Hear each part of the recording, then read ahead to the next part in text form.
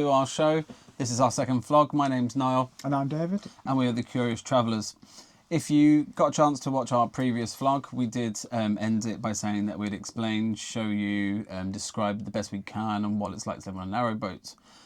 The best way I feel that, well, we discussed that we could come up with this to share with yourselves is that we would gather commonly asked questions that both David and myself get and try and answer them to the best of our capabilities.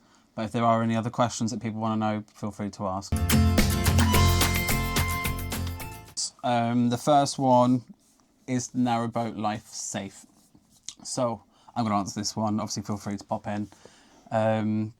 However, I would say yes, it's very safe on the canal.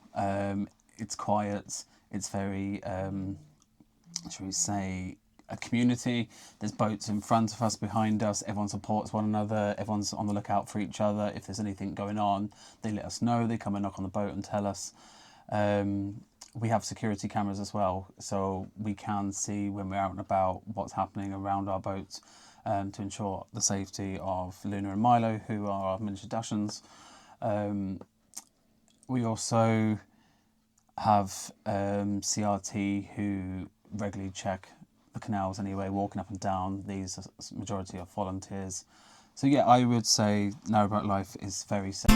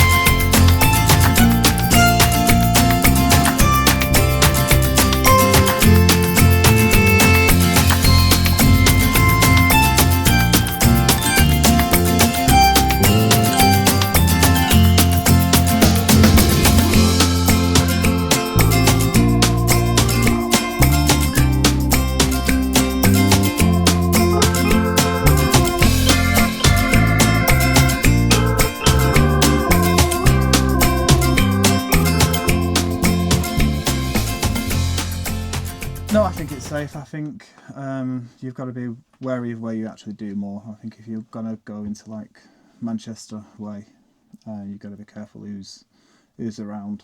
I think it's just where you're safe. I feel the places that we go to, though, they're probably pretty quiet, pretty small local villages where we are. Yeah, you can't say the full network's 100% safe. I remember Manchester when we went down. There was literally looking out. There was lights everywhere, loads of noise, racket. People walking past, looking in, having a nose. But obviously we're on the other end looking at them as well, so it works both ways. I would say the only thing to watch out for, or the most dangerous thing, shall we say, is the wildlife. There have been times when I've been going to work at 6, 7 o'clock in the morning and I've been chased by geese, especially when they've got eggs. There's been times when I've tripped up on the tree trunks and gone flying head over heels. Pretty much a danger to myself, really, not the canal life. I've been chased by deer, been chased by goats. Obviously they are in the farms and they're nets, but they still chase you as you're walking past. Yeah, I'd say it's pretty much so.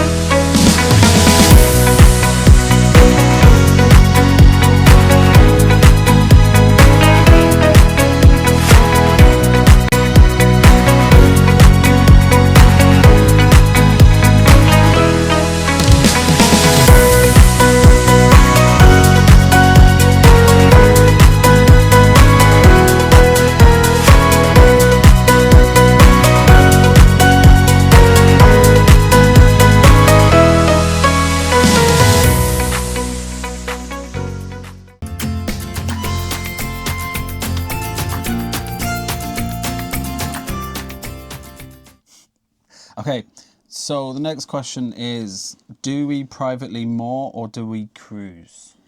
So we do something what's called continuous cruising. So every 2 weeks we've got to move.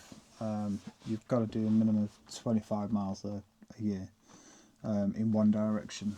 Yeah, we're happy with that. I don't think, at the moment, I don't mind moving. I think when we get a bit older, if we're still on the boat, I think about getting to a marina. Yeah. But at the moment, no. I think I'm happy. I think with the continuous cruising, I know you do quite a lot of the moving because I'm either at work or I'm hiding and procrastinating, so I don't have to do it.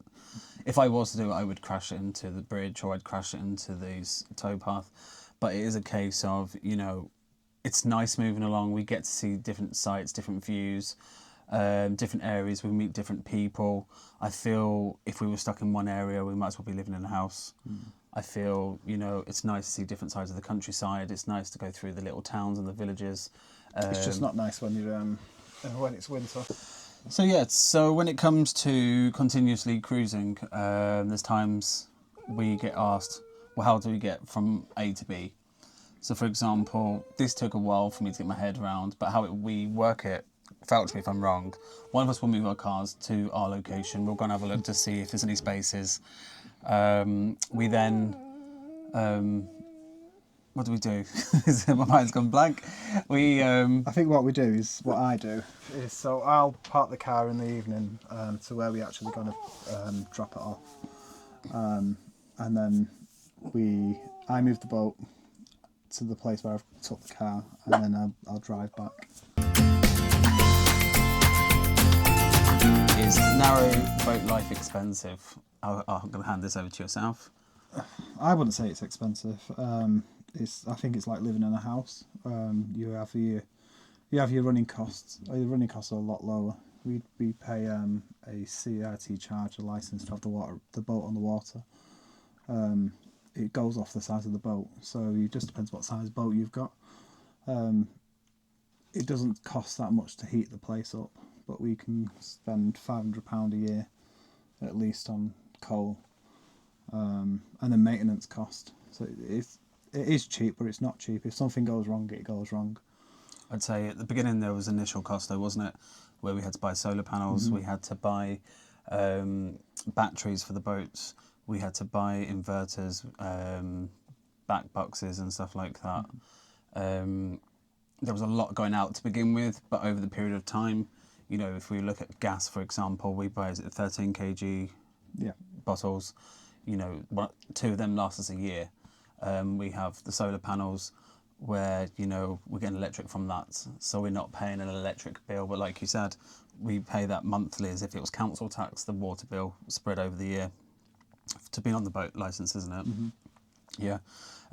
Initial, like you said again, initial cost is depending on the I think it's depending on your lifestyle. If you're going out, it's the running cost for the house isn't different than, you know, than a boat.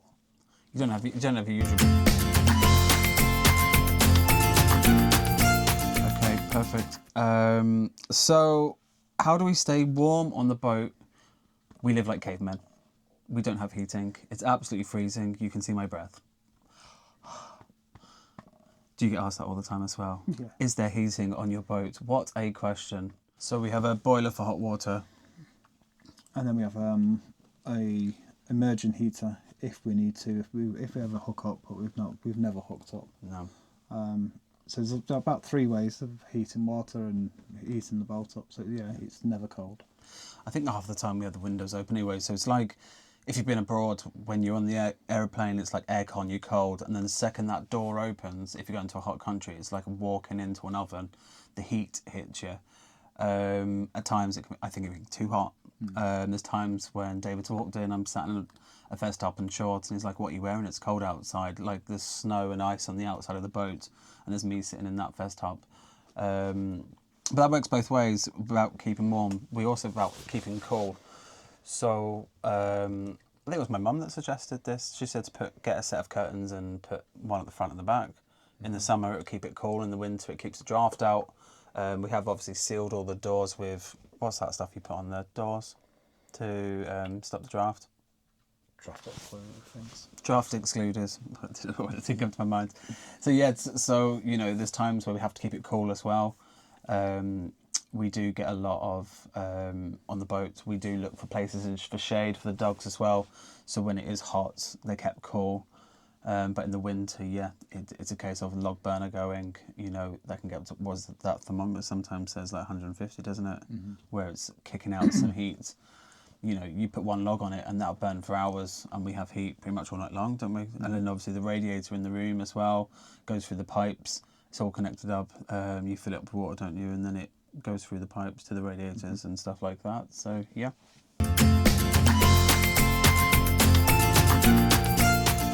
Okay, so the next one, do you want to read that out? It's probably more one for you that you can answer. How do we get power? So we have two 350 watt solar panels. So that does it in the summer. In the winter, we struggle a little bit with the solar panels, so we get a generator. So that does, we normally put that on every 2 days. And we also have like a power box, so it's a 240 volt power box, and that just that powers everything through the winter. So it's literally a godsend. And then we just charge that back up through the generator. But we never have a problem where we've got no power. The lights are always on. So to say, we've got the batteries as well. So when we are moving, that charges it up as well, doesn't it? We charge all our power supply up when we're moving. That's our phones, TV. We watch that, don't we? We charge up our laptops, cameras, etc. Other power things that we do, like iPads, etc. Our fridge, freezers, it powers it all up, doesn't it? Yeah. We charge our lights, so quite a lot of our lights are charged by USB. They are LED lights. They are motion detected lights, aren't they? But yeah, powered things, tools. So when we were doing work on the boat, we were charging them up. I would say the power, though, majority of it in the summer, obviously, is through the solar panels. They're all connected through the boat, aren't they? Yeah. Yep. Winter-wise, again, we predominantly rely on the generator, the black box, etc., which is run on fuel, isn't it? Petrol.